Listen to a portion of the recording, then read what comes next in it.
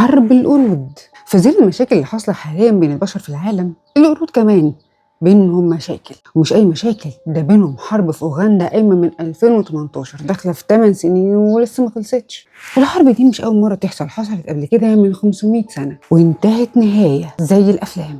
اتقل اخر الفيديو. سنه 1974 تنزانيا كان في مجموعه كبيره من الشمبانزي حصل ما بينهم نزاع، فالمجموعه دي اتقسمت لمجموعتين، مجموعة في الشمال ومجموعة في الجنوب. مجموعة في الشمال بقيادة فيجن ومجموعة في الجنوب بقيادة الأخين هيو وتشارلي. الهدف من الحرب دي إن مجموعة تقتل ذكور المجموعة التانية وياخدوا الإناث بتاعتهم ويستولوا على الأرض بتاعتهم. ولما أقول لك إن في حرب ما بين الشمبانزي ده مش معناه إن شوية قرود بتحتف بعض بجوز هند، الموضوع أكبر من كده بكتير.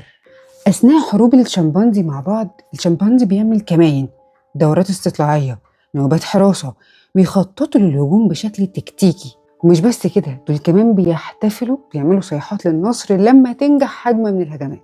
وبتستمر الحرب لحد ما مجموعة تقضي على ذكور المجموعة التانية. يعني انت عندك الحرب بتاعت تنزانيا دي قعدت 4 سنين، وأصلا بدأت بسبب تافه وانتهت بشكل مرعب. الحرب بدأت لما غودي، وده شمبانزي كان بياكل لوحده مستكنس في الغابة، طلعوا عليه مجموعة من الشمبانزي وعملوا عليه خطة واستفردوا بيه وقضوا عليه. هوبا، ولعت الحرب بين المجموعتين، وما انتهتش إلا لما المجموعة اللي في الشمال قتلت كل الذكور بتاعت الجنوب، ودول كانوا 6 قصاد واحد بس من عندهم مات. وخدوا الإناث بتاعتهم وتوسعوا في الأرض بتاعتهم لدرجة إن المساحة اللي كانوا بيحكموها بقت الضعف. حلو؟ لا، مش حلو. لأن بعد الحرب دي ما خلصت، مملكة الشمال كسبت، لكن الذكور اللي فيها اللي كانوا 8 وبقوا 7 بقوا مصابين، منهكين، تعبانين، مش قادرين يحكموا الأرض دي كلها.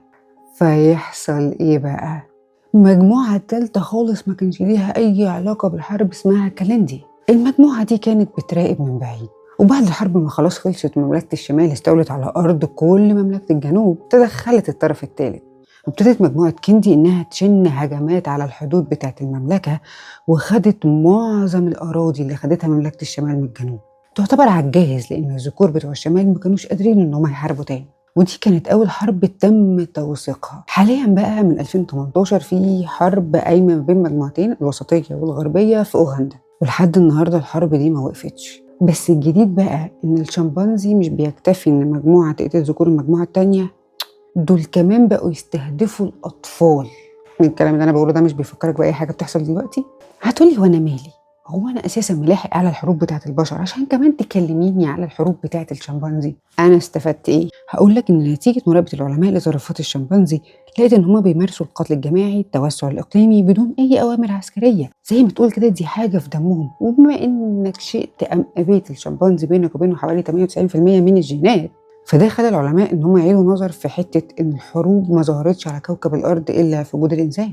يعني الإنسان مش شرير، أو ممكن يكون الإنسان والشمبانزي الاتنين أشرار. أنت إيه رأيك؟